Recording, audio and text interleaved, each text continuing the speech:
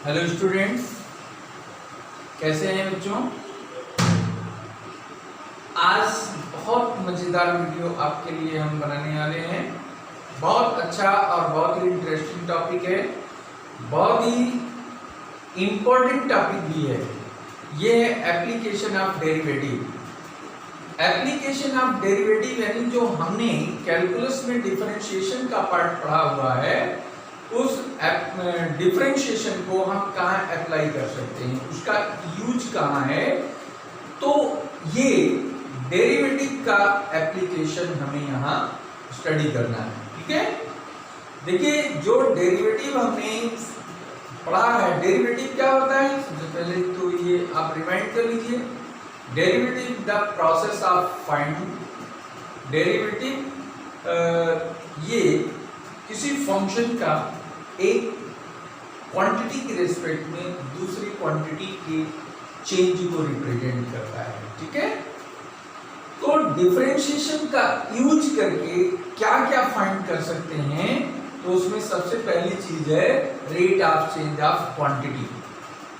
एक क्वांटिटी के चेंज होने से उसके करस्पॉन्डिंग दूसरी क्वांटिटी में क्या चेंज आता है, उस क्वांटिटी के रेट ऑफ चेंज को हम फाइंड कर सकते हैं।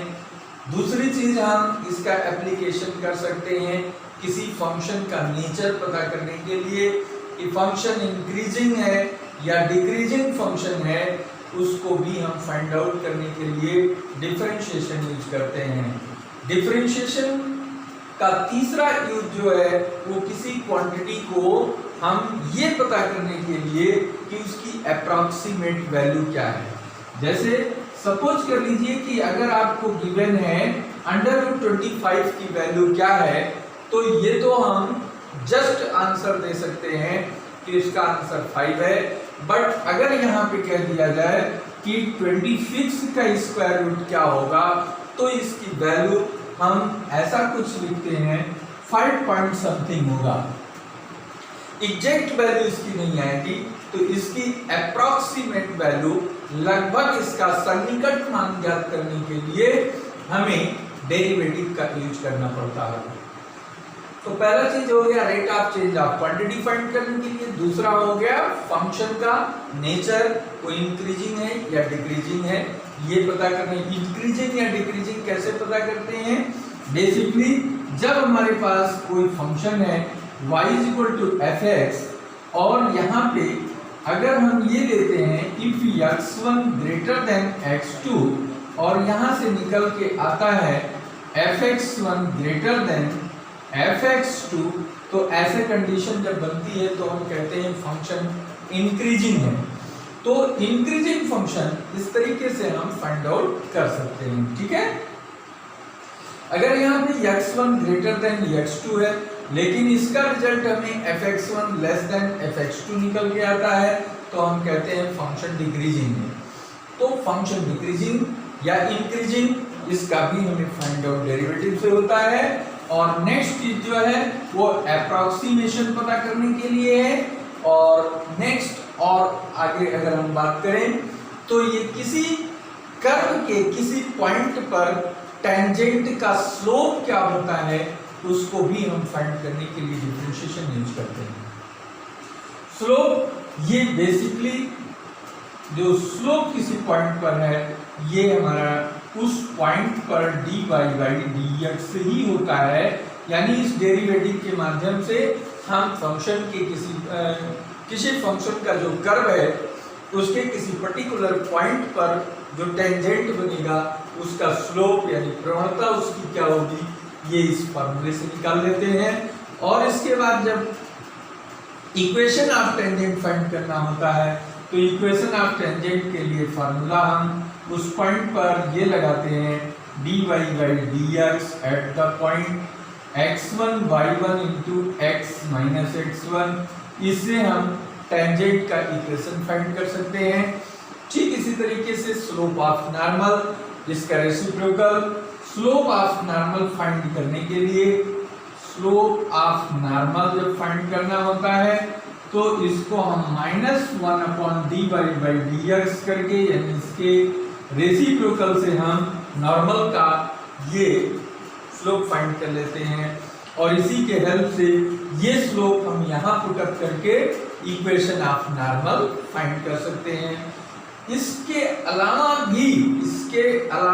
आपका जो डिफरेंशिएशन यूज होता है वो मोस्ट इम्पॉर्टेंट चीज है, जो किसी कर्व की किसी पॉइंट पर मैक्सिमम वैल्यू या मिनिमम वैल्यू फाइंड आउट करने के लिए भी निकालते हैं। ठीक है, जैसे सपोज कर लीजिए कि ये कोई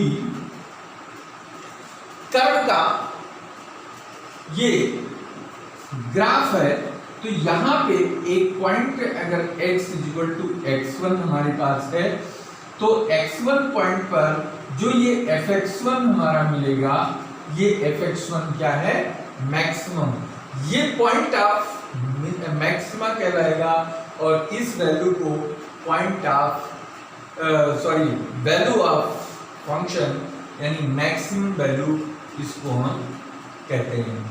जिस पॉइंट पर फंक्शन की वैल्यू मिनिमम होती है, इस वैल्यू को हम मिनिमा कहते हैं। ठीक है, x = अगर हमारे पास ये है और इसकी वैल्यू fx2 है, तो इस वैल्यू को हम मिनिमम वैल्यू कहेंगे या मिनिमा कहेंगे और ये पॉइंट ऑफ मिनिमा कहलाएगा।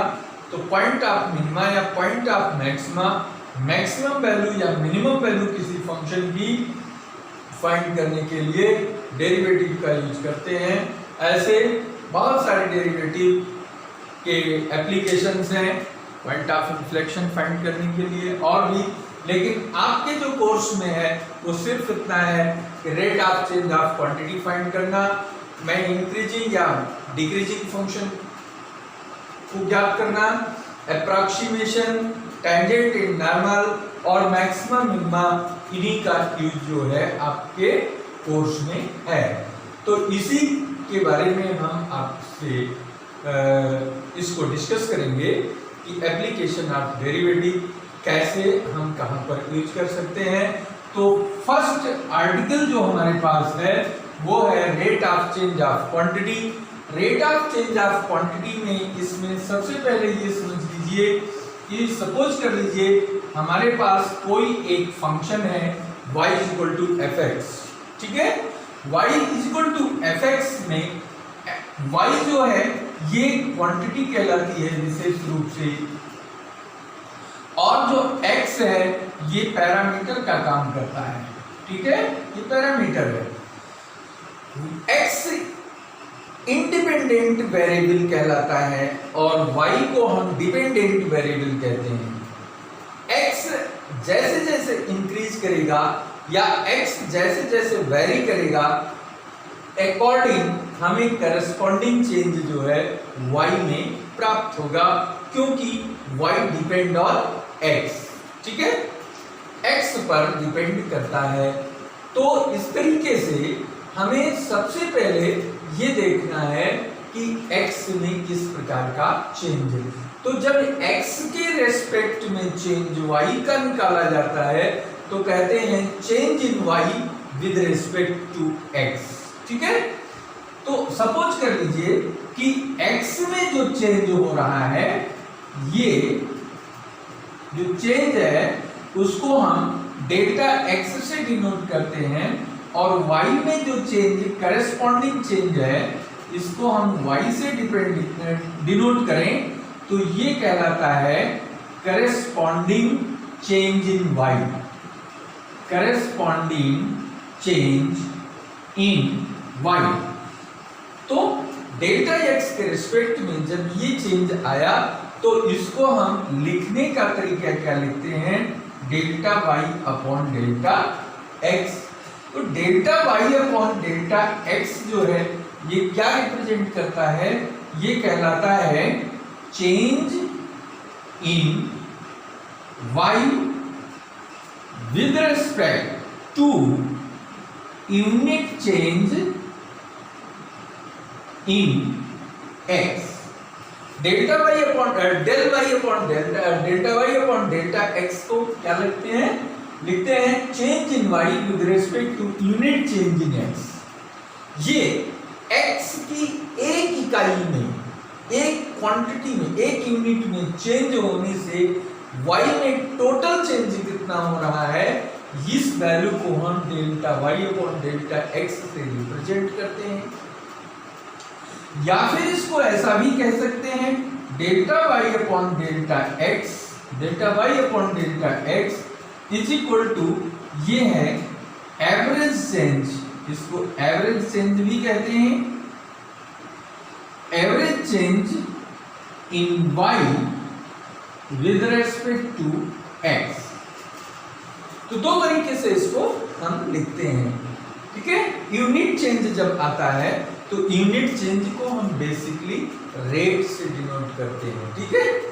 तो ये जितना, सपोज कर लीजिए कि डेल्टा एक्स बहुत छोटा है, very small, tending to zero, delta X if tending to zero, then this notation is delta x tends to 0, delta y upon delta x, this is denoted as dy by dx, जिसको हम derivative कहते हैं, derivative of y with respect to x, y का derivative x के respect में, ये कब है, जब डेल्टा x टेंड्स टू 0, ऐसे कंडीशन को हम del y by dx, इसको हम क्या कहते हैं, coefficient of differential coefficient of y with respect to x भी कहते हैं। क्या कहते हैं, differential coefficient of y with respect to x भी कहते हैं, dy by dx भी कहते हैं।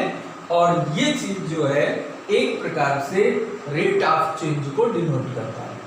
रेट ऑफ चेंज का मतलब क्या हुआ, change in y with respect to unit change in x, ठीक है।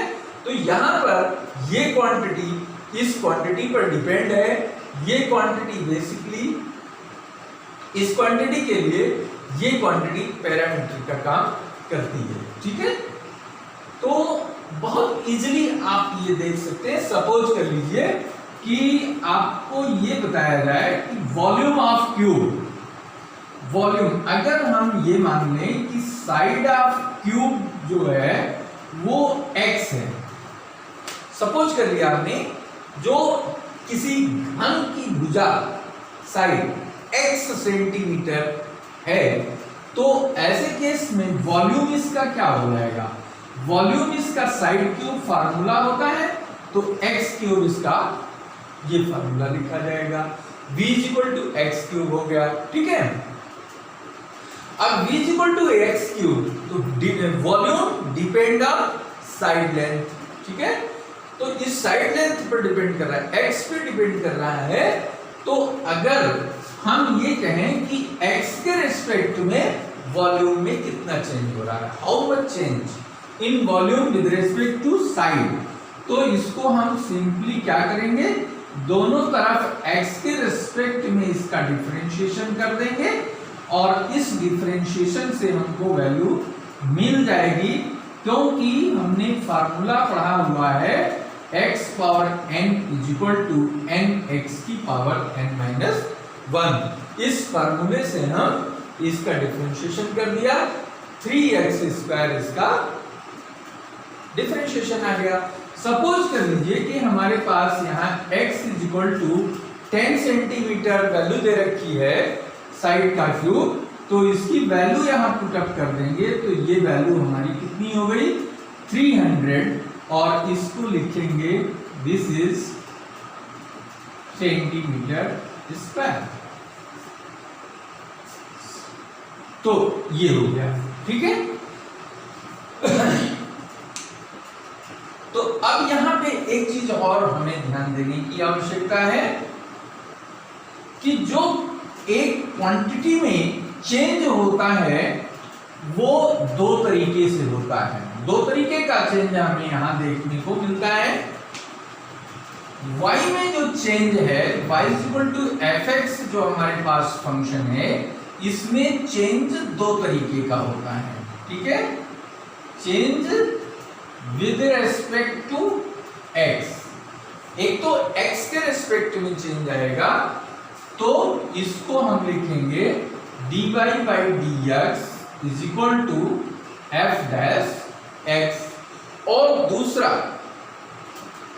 टाइम के रिस्पेक्ट में x भी चेंज हो रहा है और टाइम के रिस्पेक्ट में y भी चेंज हो रहा है।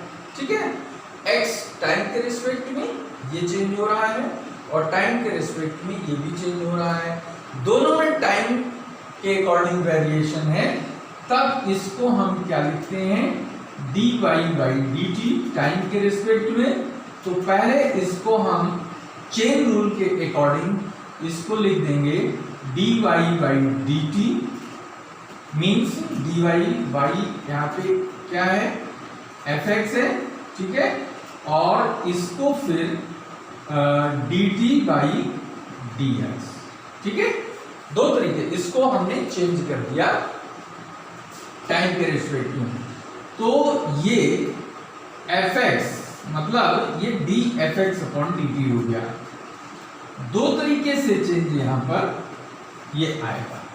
ठीक है, dfx अपॉन dt, या फिर इसको सपोज कर लीजिए कि हमारे पास y इक्वल टू है x स्क्वायर और इसमें हमें कहा गया कि x की वैल्यू 2 सेंटीमीटर है और इसका जो चेंज है dx upon dt per unit time में जो x में चेंज आ रहा है, वेरिएशन आ रहा है, वो है 1 सेंटीमीटर या 0.1 सेंटीमीटर पर सेकेंड, ये चेंज आ रहा है। तो इसके अकॉर्डिंग पर यूनिट टाइम में y में कितना चेंज होगा ये फाइंड करने के लिए हम क्या करेंगे, इसको डिफरेंशिएट कर देंगे। डिफरेंशिएट करेंगे तो ये आएगा dy बाई dt और इसका डिफरेंशिएशन हमारे पास आएगा dy by dt x square. ठीक है, तो इसका डिफरेंशिएशन क्या हो गया, x के रिस्पेक्ट में डिफरेंशिएशन आएगा। ठीक है, dy by dx x square into dx upon dt। ये चेंज ये हो गया twice of x dx upon dt। ठीक है, x की वैल्यू 2 है, 2 into 2 and dx by dt की वैल्यू 0.1 है, तो ये हो गया 0.4 सेंटीमीटर पर सेकेंड। ये चीज हमें विशेष रूप से ध्यान रखना है कि जो यूनिट दी है, जो यूनिट है हमारे पास, उसी के अकॉर्डिंग हमें यूनिट यहाँ पे पुट करना आवश्यक है, क्योंकि यूनिट पर नंबर मिलते हैं। ठीक है, तो जो कॉम्पिटिशन क्वेश्चंस हैं, जो ऑब्जेक्टिव क्वेश्चंस हैं, वहां भी आपको केयर करने की, कहीं कहीं किसी ऑप्शन में आपको सेंटीमीटर स्क्वायर अपॉन सेकंड लिखा होगा, किसी यूनिट ऑप्शन में सेंटीमीटर क्यूब पर सेकंड लिखा होगा। तो क्या प्रॉपर यूनिट हमें यहाँ पे पुट करना है, ये यहाँ पर भी जरूरी है। और जब आप बोर्ड का एग्जाम देंगे, बोर्ड में आप लिख रहे होंगे, तो वहां पर भी यूनिट पर भी मार्क्स का डिवीजन होता है। इसलिए अगर आपने गलत यूनिट लिख दिया है या यूनिट लिखना ही भूल गए हैं, छोड़ दिया है, तो निश्चित रूप से इससे आपके मार्क्स में कटौती हो जाएगी। तो इनकी यूनिट्स पर विशेष आपको ध्यान देना है। ठीक है, तो इस तरीके से सपोज कर लीजिए कि हमारे पास ये एक सर्किल है। ठीक है, सर्किल की एरिया की अगर हम बात करें तो सर्किल की एरिया डिपेंड करती है किस पर, रेडियस पर डिपेंड करती है। अब रेडियस पर जो डिपेंड करने वाली एरिया, तो एरिया का फार्मूला क्या है हमारे पास, पाई आर स्क्वायर है। ठीक है, अब इसका अगर हमें चेंज ये देखना है कि अगर एरिया इसकी रिड्यूस होती है, अगर इसकी एरिया में कुछ कमी आती है, तो उसके सापेक्ष, उसके रिस्पेक्ट में एरिया में कितनी कमी आएगी। रेडियस रिड्यूस हुआ तो एरिया कितनी रिड्यूस होगी, किस रेट से रिड्यूस होगी, ये फाइंड करना है। तो इसके लिए भी हमें क्या करना पड़ेगा, दोनों तरफ इसका डिफरेंशिएशन। ठीक है, आर के रिस्पेक्ट में इसका डिफरेंशिएशन। यहाँ पे ए क्या है, क्वांटिटी है, आर क्या है, पैरामीटर है। इस आर के रिस्पेक्ट में हमें इसका डिफरेंशिएशन करना है। तो इसके डिफरेंशिएशन से हमको प्राप्त हो जाएगा, पाई कांस्टेंट है, आर के रिस्पेक्ट में आर स्क्वायर का डिफरेंशिएशन क्या होता है, 2r होता है, ठीक है। तो अब ये वेरिएशन हमको प्राप्त होगा, यानी इतना चेंज जो है एरिया में आएगा। अब अगर यहाँ r की कोई वैल्यू रख दी गई है, सपोज कर लीजिए r इक्वल टू 5 दिया हुआ है सेंटीमीटर, तो r की वैल्यू यहाँ पुट करोगे तो ये आएगा 10 पाई सेंटीमीटर स्क्वायर पर, सॉरी सेंटीमीटर स्क्वायर, ये आ जाएगा सेंटीमीटर में, ठीक है। तो ये चीजें हमें विशेष रूप से ध्यान देने की आवश्यकता है। अब यहाँ पे अगर यही चीज कह दिया जाए कि हमारे पास ये दिया हुआ है a equal to pi R square, circle और r की वैल्यू 5 सेंटीमीटर गिवन है, और टाइम के रिस्पेक्ट में जो एरिया में चेंज है ये 0.2 सेंटीमीटर पर सेकेंड का चेंज हो रहा है। 0.2 सेंटीमीटर पर सेकेंड का चेंज x यानी r की क्वांटिटी में हो रहा है, रेडियस में हो रहा है, तो उसके करेस्पॉन्डिंग a में टाइम के रिस्पेक्ट में क्या चेंज आएगा, तो इसको हम क्या करेंगे, टाइम के रिस्पेक्ट में इसको डिफरेंशिएट करेंगे, तो ये आएगा d बाई डी टी, ये हो गया पाई आर स्क्वायर, और इसको डिफरेंशिएट करोगे इस तरीके से d by D R R square into D R by D T, तो इसका डिफरेंशिएशन हो गया 2r और D R by D T, value इनकी पुट कर दो, वैल्यू पुट करोगे तो ये 2 इंटू 5 इंटू 0.2 और 5 टू जा 10, 10 को 0.2 से मल्टीप्लाई करोगे तो फाइनल रिजल्ट आएगा 2 पाई सेंटीमीटर स्क्वायर पर सेकेंड। ये हमारा आंसर हो गया, ठीक है। तो एप्लीकेशन ऑफ डेरिवेटिव के according rate of change of quantity में दो तरीके का चेंज होता है, एक तो डायरेक्टली x के रिस्पेक्ट में हो सकता है और दूसरा इसका टाइम के रिस्पेक्ट में चेंज हो सकता है। तो इस प्रोसेस को हम फॉलो करते हुए इसे हम स्टडी करेंगे। आइए कुछ क्वेश्चन इसको पॉज करके नोट कर लीजिए, फिर आइए।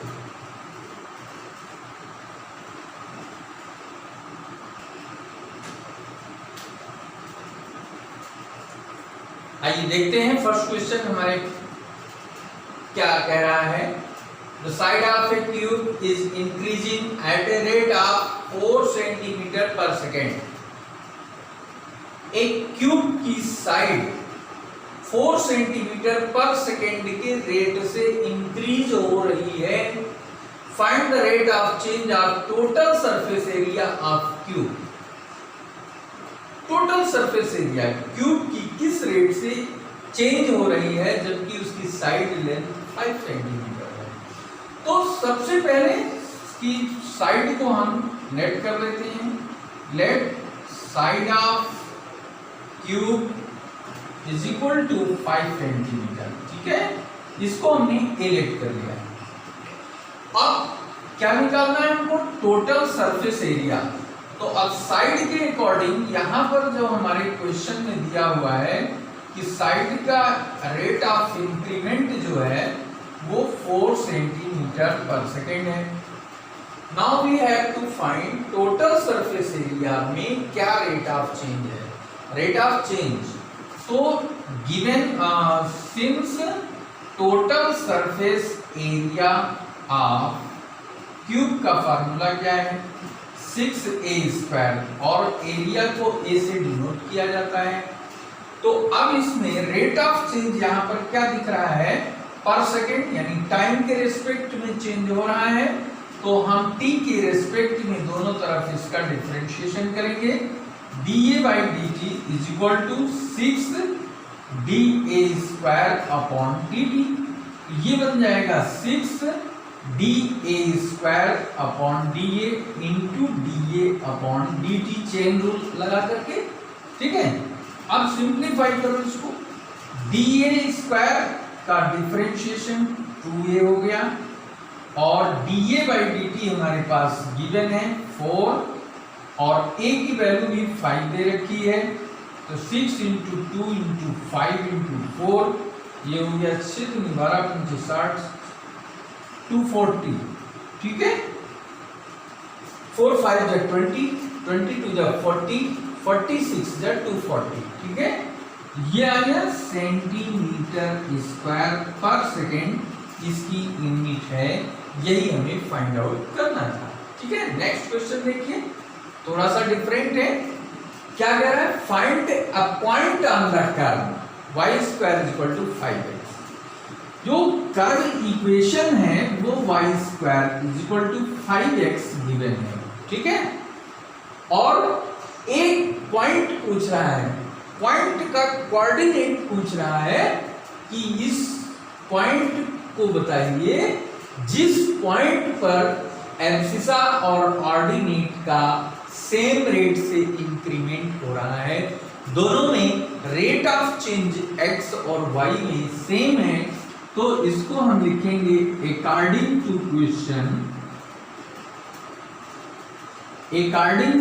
क्वेश्चन ये हो जाएगा how much dy by dt equal to dx upon dt, ठीक है।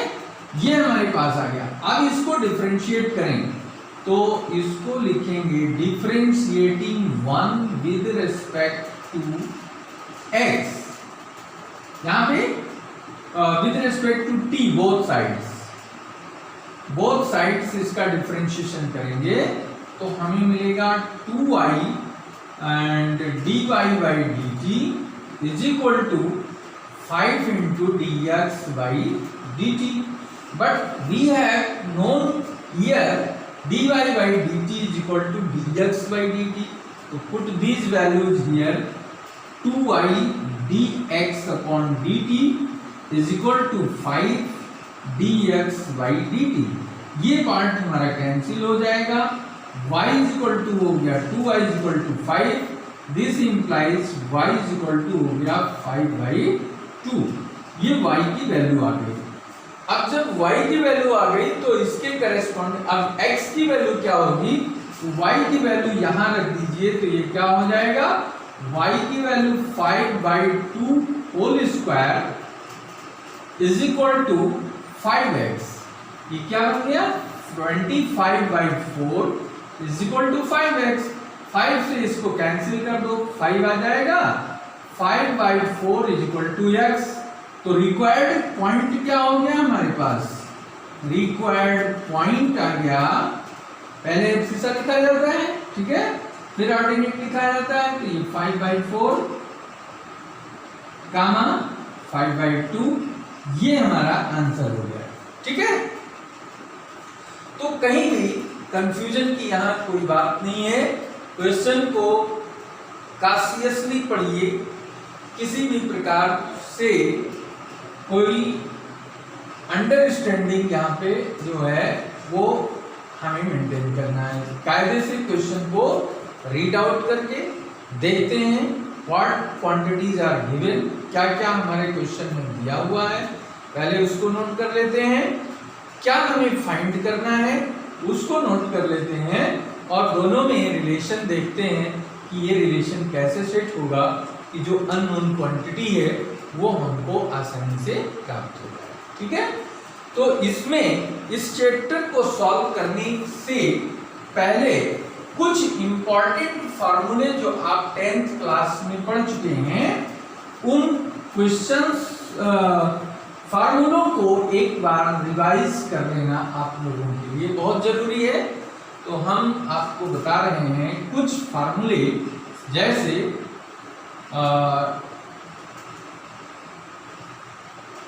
एरिया ऑफ स्क्वायर क्या होगा, 4 इंटू साइड स्क्वायर, ये फार्मूला है। Perimeter of square 4 times of A is the side, diagonal half square length of diagonal जिसे कहते हैं, ये हो जाएगा √2a। इसी तरीके से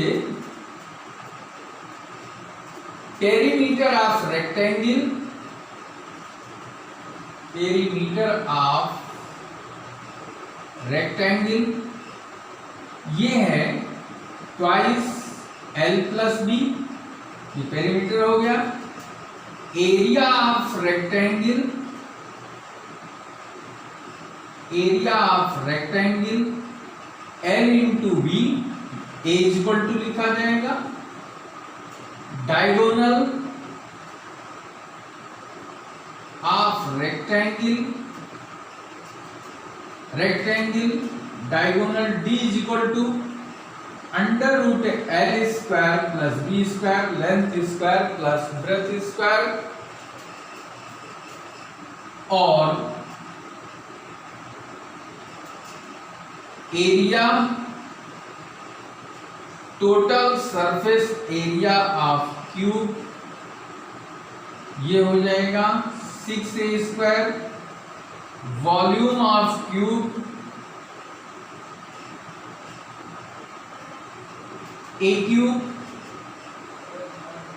v is equal to a cube. ये एरिया इसको कहीं कहीं s से भी डिनोट करते हैं, s is equal to 6a square, और diagonal of cube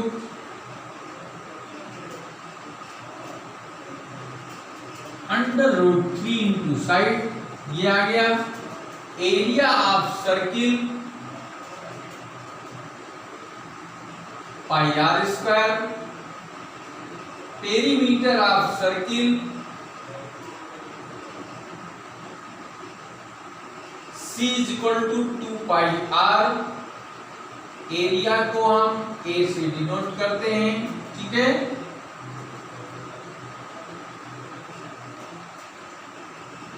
area of semicircle half pi r square, ठीक है। Area of equilateral triangle a is equal to √3/4 into side square,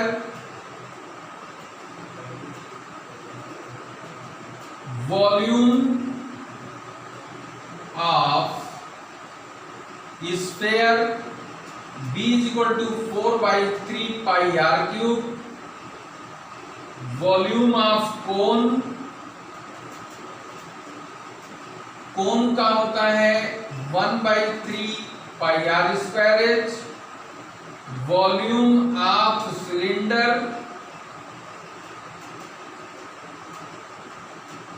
v is equal to pi r square h, surface area of cylinder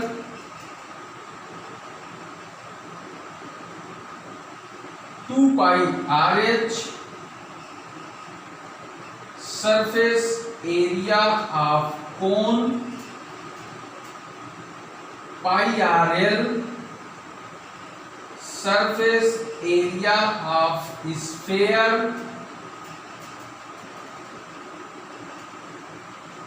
s is equal to 4 pi r square. तो ये कुछ important फार्मूले हैं जिनको हमें विशेष रूप से याद करने की जरूरत है। ये फार्मूले क्वेश्चंस में बीच बीच में हमें अडॉप्ट करने पड़ेंगे, इनकी मदद लेनी पड़ेगी, तभी हम क्वेश्चन को सॉल्व कर पाएंगे। Note down.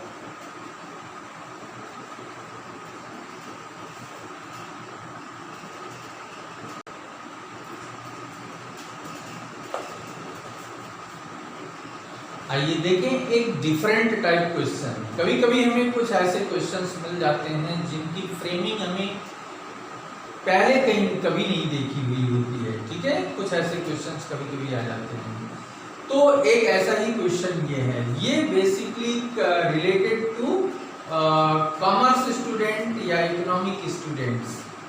कॉमर्स स्टूडेंट जो होते हैं उनमें इस टाइप के क्वेश्चंस बेसिकली हमें देखने को मिलते हैं। तो यहाँ पर क्वेश्चन तो ये कॉमर्स से रिलेटेड है, लेकिन यहाँ पर हमें ये दिखाना है कि डेरिवेटिव का यूज करके इस क्वेश्चन को कैसे सॉल्व करना है। तो क्वेश्चन दिया हुआ है total cast of production of x unit of an object in rupees is represented as Cx is equal to 0.05x cubed minus 0.02x square plus 30x plus 4000. Find its marginal cost. Marginal cost इसको हमें बताना है। Original cast इसकी जो दे रखी है ये total cast, ठीक है। टोटल कास्ट दिया हुआ है और मार्जिनल कास्ट हमें फाइंड करना है। और जो टोटल कास्ट दिया हुआ है, ये जो हमारे पास गिवन पार्ट है वो है x के फंक्शन के रूप में ये वैल्यू हमें दी हुई है, ये कॉस्ट फंक्शन कहलाता है। और x यहाँ पे नंबर ऑफ यूनिट्स बता रहा है। x क्या है? नंबर ऑफ यूनिट्स, और नंबर ऑफ यूनिट्स 6 के लिए हमें वैल्यू मार्जिनल कास्ट की बतानी है, ठीक है। तो ऐसे केस में जब हमें मार्जिनल कास्ट निकालना होता है तो उसको लिखते हैं फॉर x यूनिट्स, क्या हो जाएगा? मार्जिनल कास्ट, इसको लिखते हैं dc अपॉन dx। क्या लिखते हैं? dc upon dx। तो अब इसको जब डिफरेंशिएट करेंगे, इसको फर्स्ट इक्वेशन मान लो, डिफरेंशिएटिंग